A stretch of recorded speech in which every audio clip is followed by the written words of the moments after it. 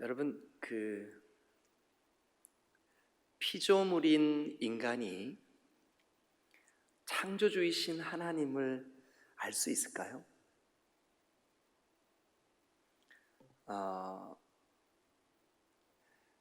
그러니까 여러분들의 마음속에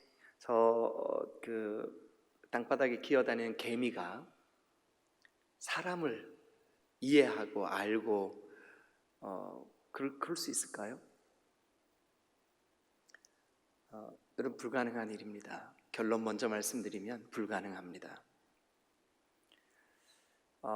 그럼 우리가 하나님을 어떻게 알 수 있을까요?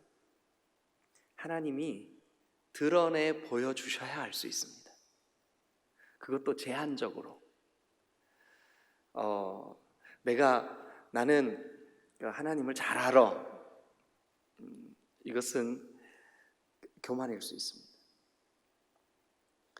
하나님께서 우리에게 하나님을 이렇게 드러내 보여주시는 거예요. 요만큼. 그것을 신학적으로 어려운 말로 말씀드리면 계시라 그럽니다. 계시.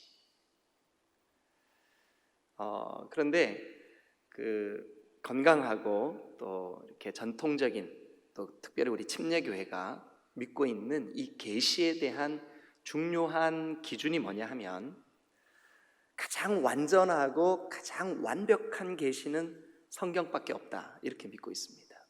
성경, 이 66권의 성경이 하나님께서 하나님을 우리에게 계시해 주신, 근데 이 성경 밖에 다른 계시를 추구하기 때문에 이단이 되는 경우가 많이 있습니다.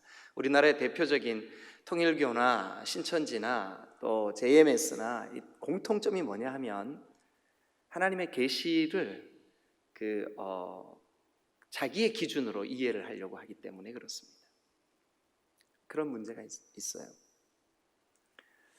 여러분, 우리가 지금 출애굽기를 함께 하고 있는데, 출애굽기에는 굉장히 중요한 두 가지 주제가 계속 흘러갑니다. 이 출애굽기가 마칠 때까지. 그 두 가지 주제가 뭐냐 하면, 하나는 내 백성의 구원이에요. 내 백성의 구원. 말 그대로 출애굽 시킨 거죠. 애굽은 상징적으로 세상 혹은 죄, 이런 것들을 의미한다고 볼 수 있습니다. 그런데 그곳으로부터 구출해내는 거죠. 출애굽 시키는 거죠. 이게 출애굽기의 중요한 첫 번째 주제입니다. 내 백성의 구원. 두 번째, 이 출애굽기의 굉장히 중요한 두 번째 주제, 이게 뭐냐 하면 하나님의 자기 계시입니다. 하나님을 나타내 보여주시는 거예요. 특별히 이 출애굽기를 통해서 하나님의 자기 계시를 누구에게, 어떤 대상에게 하고 있냐 하면, 성경이 계속 그렇게 반복해서 우리에게 말씀하고 있어요. 세 대상입니다. 하나는 바로예요. 바로. 두 번째는 애굽 사람들입니다. 애굽 사람들에게 내가 여호와인 줄 알게 하리라. 이게 출애굽기에 굉장히 중요한 주제예요. 세 번째는 누구에게 하나님이 자기 계시를 하시고자 하시느냐 하면 내 백성입니다. 내 백성, 모세와 이스라엘. 이 세 그룹, 바로, 그리고 애굽 사람들, 그리고 모세와 내 백성. 모세와 내 백성이 하나님이 어떤 분인지를 알아야, 하나님이 자기를 계시해 주신, 그러니까 하나님이 어떤 분인지를 이해해야 따라갈 거 아니에요. 여기 지금 애굽에 사는 사람들은 430년 동안 애굽에 살았어요. 가나안이 어떤 땅인지 몰라요. 거기 어떤 위험이 기다리고 있는지 몰라요. 우리도 마찬가지예요. 우리도 한 걸음 한 걸음, 오늘 어떤 일이 있을지 몰라요. 내일 어떤 일이 있을지 몰라요. 그런데 따라가는 거죠. 믿음으로. 하나님의 자기 계시, 하나님의 백성들에게 하나님은 자기를 오늘도 한 걸음 한 걸음 알려주시는 거죠. 오늘 이 새벽에 영상으로 또 이렇게 함께 예배에 참여하신 여러분들에게도 이 말씀을 통해서 또 한 걸음 한 걸음 이렇게 하나님께서 우리를, 그래서 믿는 자들에게 이 예배, 그리고 예배를 통한 말씀, 이것은 하나님이 우리에게 하나님을 계시하는 통로이기 때문에 우리가 이것을 실패하면 여러분 하나님을 알 수가 없어요. 근래에 여러분들의 예배가 어떠셨나요? 감격스럽고 하나님의 임재가 느껴지고 하나님의 말씀이 여러분 마음에 깨달아지고 심겨지고 이런 감격이 있으셨나요? 아니면 형식적으로 내가 그냥 예배해야 되니까 그래서 들려진 말씀도 없고 마음에 하나님의 깊은 터치도 없고 하나님의 임재에 대한 느낌도 없고 어떠신가요? 저는 여러분들이 시간 하나님께 올려드리는 이 예배를 통하여서 하나님의 자기 계시를 깊이 누리시게 되시기를 주님의 이름으로 축원합니다. 할렐루야. 오늘도 이 7장을 통해서 하나님은 하나님을 계시하십니다. 자기를 드러내시고 나는 이런 하나님이다. 너희가 나를 이렇게 알게 될 거다. 7장도 변함없이 이 출애굽기의 중요한 두 가지 주제가 흘러가요. 내 백성을 구원하리라 이것과 하나님의 자기 계시. 자, 오늘은 제가 여러분들과 함께 이 7장을 통해서 하나님은 하나님의 어떤 부분을 우리에게 알게 하시고자 하실까요? 그것을 좀 여러분들과 말씀을 나누려고 합니다. 이제부터 오늘이 이제 첫 시간인데 오늘부터 이스라엘 백성들을 구원해 내시기 위해서 하나님이 10가지 재앙을 내리십니다. 10가지 재앙을 내리시는 목적이 뭐냐 하면 여러분 이 바로의 마음이 굉장히 완고합니다. 여러분 성령의 사람, 하나님의 임재가 있는 사람의 특징이 뭐냐 하면 그 마음이 부드러워요. 옥토밭 같아요. 하나님의 말씀이 떨어지면 금방 열매가 맺혀져요. 금방 자기 삶에 적용이 돼요. 금방 회개해요. 금방 하나님의 도우심을 구해요. 그런데 하나님의 사람이 아닌 사람들의 공통점이 뭐냐 하면 여기가 완고해요. 그래서 자기 생각을 잘 안 바꾸려고 그래요. 하나님의 말씀이 나를 터치해도 이것이 그 변화가 잘 없어요. 이게 특징이에요. 자, 그러면 오늘 이 출애굽을 하는 이스라엘 백성들에게 하나님께서 저 완고하기 짝이 없는 바로에게 행하시는 일, 그것을 통해서 하나님이 자기를 어떻게 계시하시는지 우리가 한번 같이 살펴보려고 합니다. 자, 여러분 이제 10가지 재앙이 시작되는데 애굽에는 중요한 4가지 신적인 존재가 있어요. 그러니까 지금부터 제가 말씀드리려고 하는 그 10가지 재앙의 모든 그 재앙들이 이 4가지로부터 시작이 됩니다. 이 4가지가 애굽의 신적인 존재들이에요. 그래서 애굽에 저도 룩소르도 가보고 이렇게 여러 가지 그쪽 그 애굽 지역을 다녀봤는데 특별히 고대의 수도였던 그 룩소르라고 하는 지역은 신의 수를 헤아릴 수가 없어요.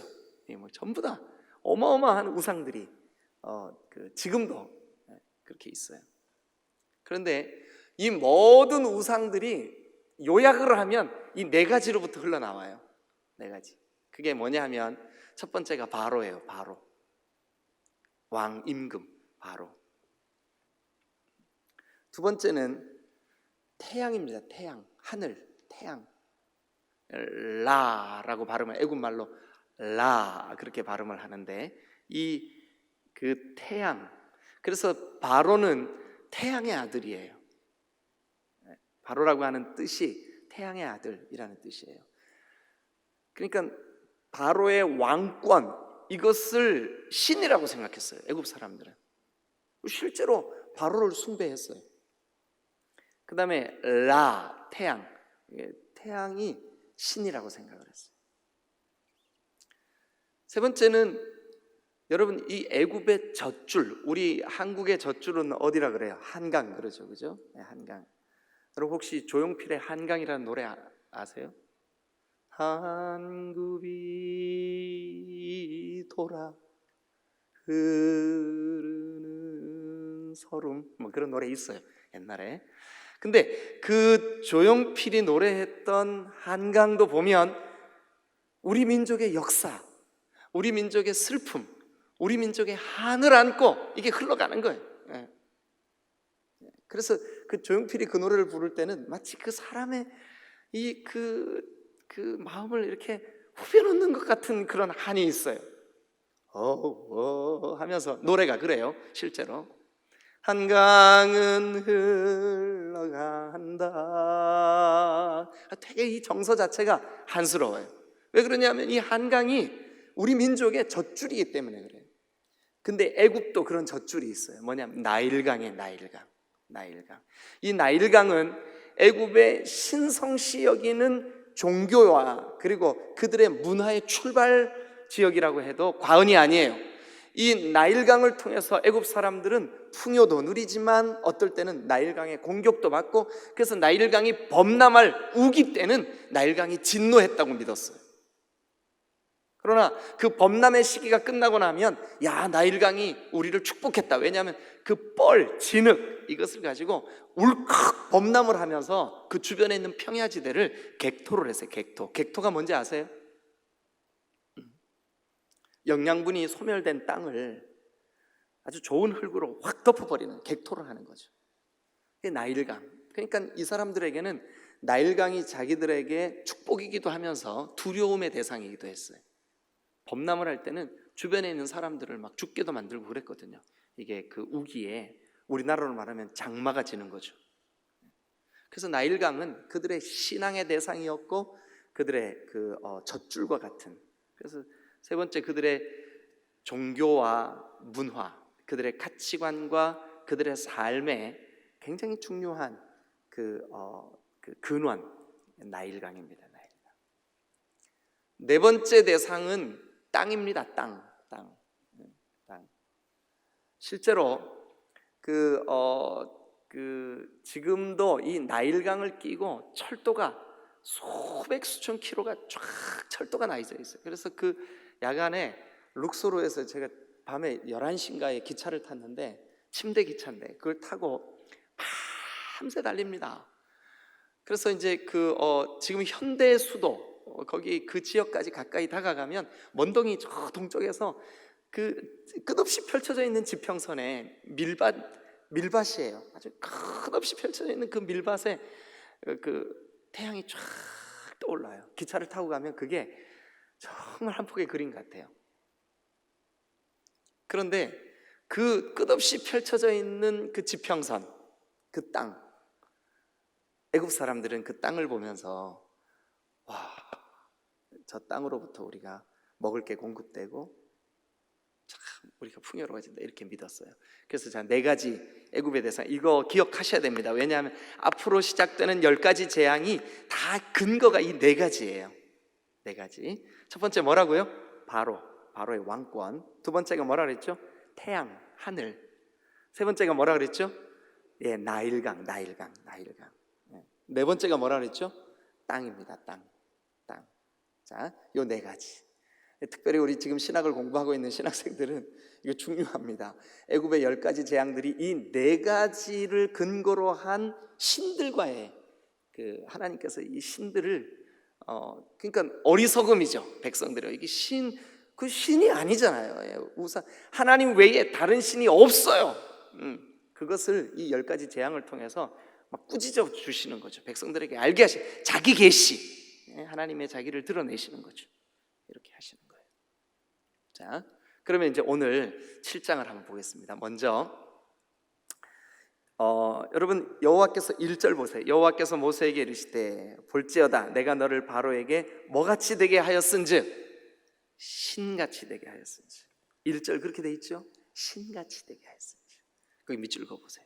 이제 너를 통해서 내가 바로와 태양과 나일강과 애굽의 땅을 향하여 쏟아낼 이 재앙들이 너로 하여금 네가 가서 그것을 경고하고 실행하고 해야 되니까 바로가 너를 볼 때, 애굽 사람들이 너를 볼 때 네가 신같이 여겨질 거다. 너를 통해 일하실 거다. 여러분, 하나님이 우리를 통해서 일하시는 줄로 믿습니다. 할렐루야. 우리를 통해서 일하시는 거예요. 자, 그래서 이제 3절 말씀 보겠습니다. 내가 바로의 마음을 완악하게 하고, 느낌이 어때요? 하나님이 바로의 마음을 계속 완악하게 하시는 것 같은 느낌이죠. 이 문장 자체가, 그죠? 그런데 이것을 여러분들이 이해를 잘 하셔야 돼요. 그러면 하나님이 저 가룟 유다의 마음 의도적으로 죄짓게 만들어서 그 십자가 사건을 구상하셨나? 또 저 김일성이의 마음을 완악하게 만들어서 남북을 이렇게 갈라놓으셨나? 또 여기 성경에 보니까 느낌이 그래요. 내가, 하나님이 바로의 마음을 완악하게 하고 이렇게 돼 있잖아요. 그러니까 하나님이 바로의 마음을 완악하게 하시는 것 같아요. 오해입니다. 히브리어의 문장 구조로 보면 이것이 조금 더 구체적으로 알 수 있어요. 결론 먼저 말씀드리면 그게 아니라 바로의 그 완악한 마음을 그 완악한 상태 그대로 내버려 두사예요. 이해가 되셨습니까? 다시, 이게 이해가 다 잘 안 되신 분들을 위해서 다시 한번 설명드립니다. 바로의 마음이 원래 완악해. 근데 하나님께서 그 완악한 마음을 그대로 내버려 두셨어요. 내버려 두셨어요. 그래서 이것은 바로 스스로가 무언가를 행동한 자동사예요. 자동사. 스스로 행동한 그 문장이에요. 타동사, 즉 누군가에 의해서 그의 마음이 그렇게 된 것이 아니라 자동사예요. 스스로 자기의 마음을 완고하게 만든 거예요. 바로의 마음이 완악했어요. 그래가지고 어떻게 하냐면, 네가 하나님의 능력으로 표징과 이적을 애굽 땅에서 많이 행할 것이나, 여기 본문에는 하나님 스스로 모세를 통해서 이 표적을 보여주시지만 하나님이 자기가 내가 내 이적을 애굽 땅에서 많이 행할 것이지만 4절을 보니까 이렇게 돼 있어요. 바로가 너희 말을 듣지 않을 거다. 말을 안 들어야 그 다음 재앙, 말을 안 들어야 그 다음 재앙, 말을 안 들어야 10가지 재앙, 장자들을 다 죽이고 나서야 아이고 항복입니다, 하나님이셨군요, 이럴 거 아니에요. 우리도 그래요. 우리 주변에 보면 정말 많은 사람들이 하나님께서 행하시는 일을 보고 나서야, 그제서야 아이고 제가 잘못했습니다, 이런 경우가 많아요. 그럼 지금부터 그렇게 하시겠다는 거예요. 그래서 이제 하나님께서 4절 우리 다 같이 한번 읽죠. 시작. 바로가 너희의 말을 듣지 아니할 터인즉 내가 내 손을 애굽에 뻗쳐 여러 큰 심판을 내리고 내 군대 내 백성 이스라엘 자손을 그 땅에서 인도하여 낼 것이다, 이렇게 말씀하셨어요. 자, 그래서 이제 오늘 7장은 그 표적이 시작이 됩니다. 첫 번째 표적 이야기를 한번 같이 가서 볼까요? 먼저 8절 말씀을 보면 그 첫 번째 표적이 이렇게 시작됩니다. 여호와께서 모세와 아론에게 말씀하여 이르시되 바로가 너희에게 이르기를 너희는 이적을 보이라. 밑줄 그어보세요. 이적, 표적, 이적을 보이라. 여러분, 신앙이 표적을 따라가면 아주 흉악한 신앙이 돼버립니다. 예수님께서도 사람들이 예수님께 표적을 보이라 그랬더니 이 음란하고 이 더러운 세대여, 내가 너희들에게 보일 표적은 요나의 표적밖에 없다. 그러니까 우리의 신앙은 표적을 쫓아가는 신앙이 아니라 주 예수 그리스도를 쫓아가는 신앙이 되어야 될 줄로 믿습니다. 표적을 따르는 신앙이 되어서는 안 돼요. 여러분, 표적을 보고도 믿지 못하면 그 다음은 재앙이 일어나는 거예요. 재앙. 자, 한번 그렇게 돼 있나 보시자고요, 성경을.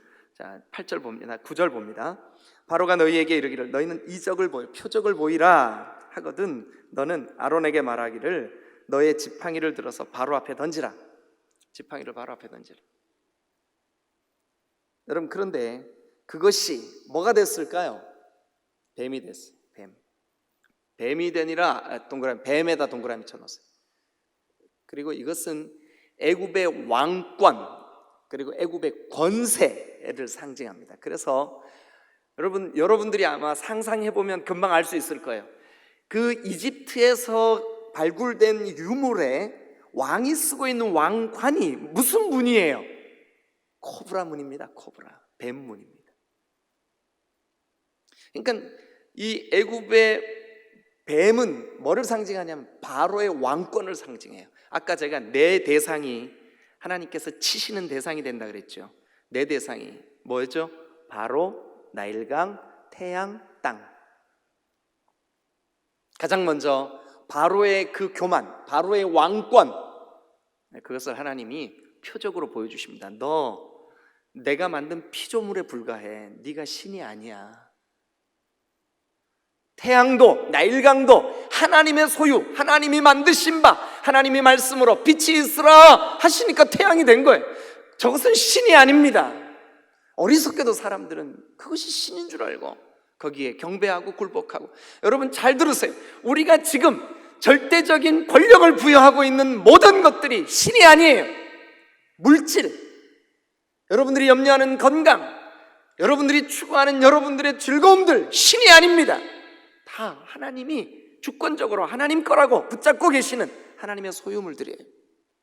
근데 바로는 자기 자신의 왕권을 신인 줄 알았어. 착각하는 거예요. 본인도 다 나를 신이라고 그러는데 내가 진짜 신인가? 이게 인간의 어리석음입니다. 인간의 한계입니다. 사람들이 집사님 위대하신 것 같아요. 대단해요. 이러면 진짜인 줄 알고 아닙니다.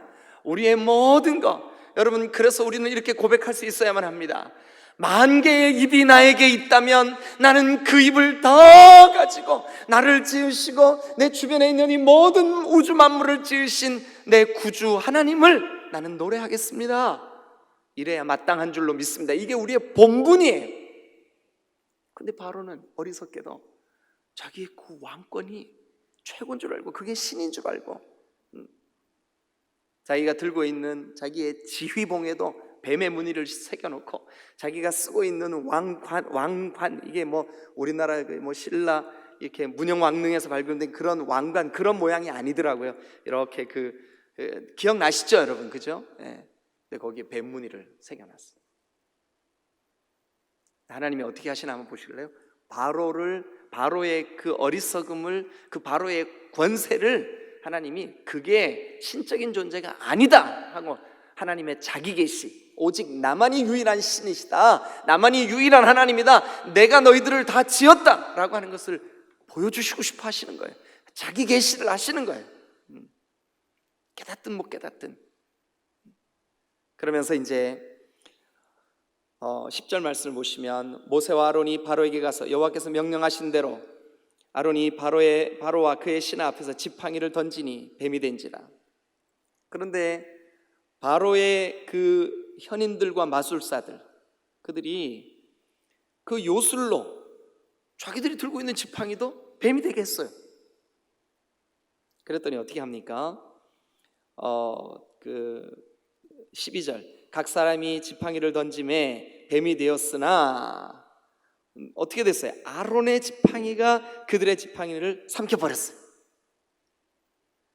아니, 이 정도 되면 우와, 이야, 저 모세와 아론이 얘기하는 하나님이 진짜네, 이래야 맞잖아요. 근데 어떻게 할까요? 그러나 13절, 바로의 마음이 완악하여. 바로의 마음이 완악. 여러분, 하나님과 하나님을 향한 여러분들의 신앙이 완악해지지 않기를 주님의 이름으로 축원합니다. 우리의 마음이. 여러분, 특별히 우리 사역을 감당하시는 분들은 더 위험해요. 예배에 감격이 없어요. 왜냐하면 늘 예배하면서 사니까. 말씀 듣는 것에 대해서도 그래요. 오늘 아무 말씀도 못 들은 거에 대한 자기 뭐라 그러죠? 이렇게 주의보, 자기에 대한 경계가 없어요. 아유, 오늘도 말씀 못 들었네, 그냥 그러고 지나가요. 근데 여러분, 굉장히 위험한 겁니다. 감격스럽게 주님의 말씀 앞에 나아가고 그 말씀이 마음에 새겨지고, 그래서 그 말씀이 나에게 영적인 힘이 되고 그 능력으로 사역을 감당할 때 열매가 있고 영혼이 돌아오고 주님의 영광이 나타나고 상한 심령이 위로받고 하는 거지.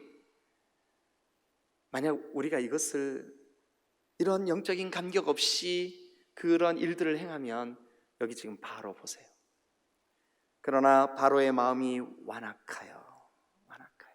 완고하여 그들의 말을 듣지 아니하니 여호와의 말씀과 같더라. 자, 이적, 표적을 보고도 못 믿으니까 그 다음은 재앙이 내려질 수밖에 없죠. 그래서 이제 14절부터 첫 번째 재앙이 시작이 됩니다. 자, 이제 이 재앙은 세 가지, 한 가지, 그래서 10가지예요. 다시 한번요. 셋, 마지막 한 가지. 제가 왜 이렇게 말씀을 드리는지는 같이 진행을 해가면서 알게 돼요. 첫 번째 그룹인 세 가지 재앙이 뭐냐 하면 피, 개구리, 이. 그래서 여러분 이렇게 외우세요. 피게이 외우셔야 돼요. 왜냐하면 요 세 가지 재앙의 특성이 있고, 그 다음에 나오는 또 세 가지 재앙의 특성이 있고, 그 다음에 나오는 세 가지 재앙의 특성이 있고, 그리고 마지막 재앙은 하나님이 장자를 다 치셔서 결국은 내 백성을 구원하시는 거예요. 출애굽기에 두 가지 중요한 흐름이 있다고요. 하나는 뭐라고요? 내 백성을 구원하리라. 그게 열 번째 재앙이에요. 두 번째는 어떤 흐름이 있다고요? 나를 계시하리라.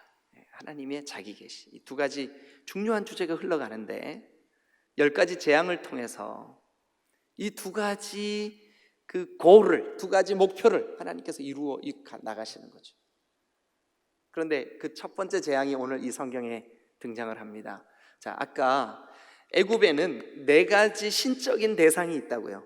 모든 우상들이 다 여기서 출몰 한다고요. 이 4가지 대상에 대한 두려움, 4가지 대상에 대한 경외함 때문에 애굽의 문화가 만들어지고 애굽의 가치관들이 형성이 된다고요. 뭐였었죠 아까?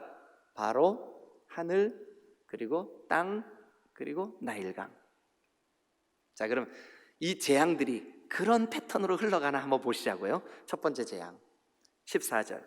여호와께서 모세에게 이르시되 바로의 마음이 완강하여 백성 보내기를 거절하는도다. 아침에 너는 자, 아침에 너는 밑줄 그어보세요. 이게 뭐 하는 일이냐 하면 바로가 왕의 권위를 가지고 백성들에게 풍요를 공급한다고 믿는 나일강에 가서 그의 우상에게 예배하는 거예요. 아침에 모세한테 하나님이 명령합니다. 너 아침에 바로에게 가라. 그러니까 그 종교의식을 하러 나오는 그 바로를 만나라.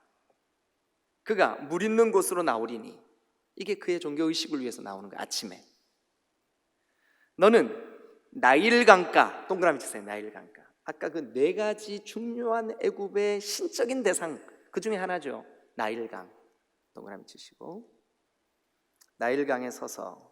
그런데요, 당시에 애굽 사람들은 이 나일강이 몇 가지 중요한 그들의 역할을 그 용도가 있었어요. 첫 번째는 이 나일강이 그들의 마실 물이었어요. 마실 음료.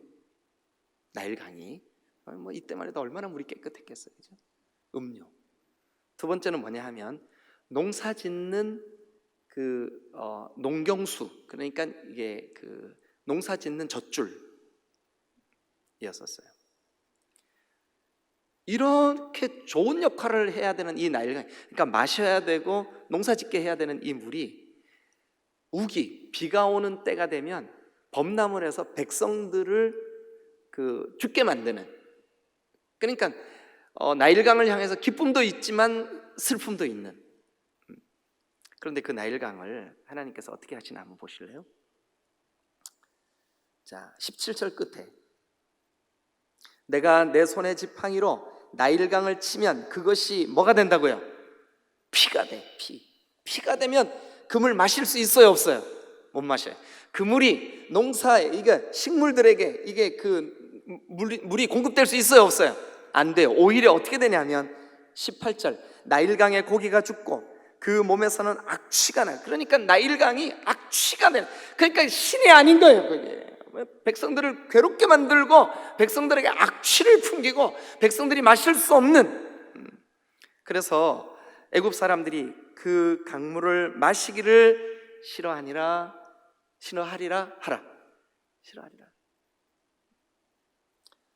여러분, 그래서 20절 끝에 보면 그 물이 다 피로 변하고, 21절 나일강의 고기가 다 죽고 그 물에서 악취가 나고 애굽 사람들이 나일강을 마시지 못하며 애굽 온 땅에 피가 있었어요.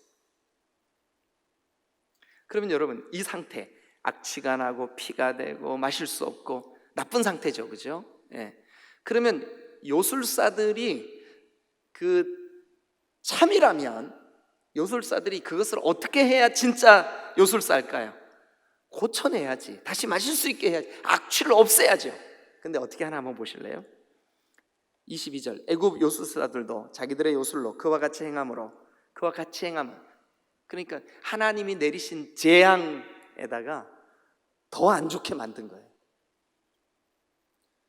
이 사람들이 진짜 능력이 있다면 어떻게 해야 돼요? 재앙을 바꾸어서 복이 되게 해야 맞잖아요. 근데 그렇게는 못하는 거죠. 오늘날도 마찬가지입니다. 우리가 누리고 있는 하나님이 아닌 우리의 경배의 대상들이 우리를 좋게 할 가능성은 없어요. 오직 유일하신 하나님 한 분만 우리의 믿음과 우리의 신앙과 예배의 대상인 줄로 믿으시기를 축원합니다.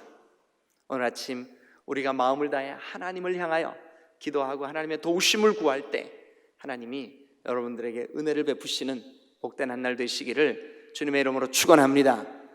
이제 내일은 두 번째 재앙, 개구리 재앙부터 여러분들과 함께 말씀을 나눠보도록 하겠습니다. 오늘 여기 7장에 나일강이 그들이 신격화시키고 신앙의 대상으로 경배했던 그 나일강이 그들에게 괴로움이 되고 악취가 되고 그들에게 고통을 주는 그런 장면, 우리가 함께 첫 번째 재앙으로 함께 나누어 보았습니다. 기도하시겠습니다.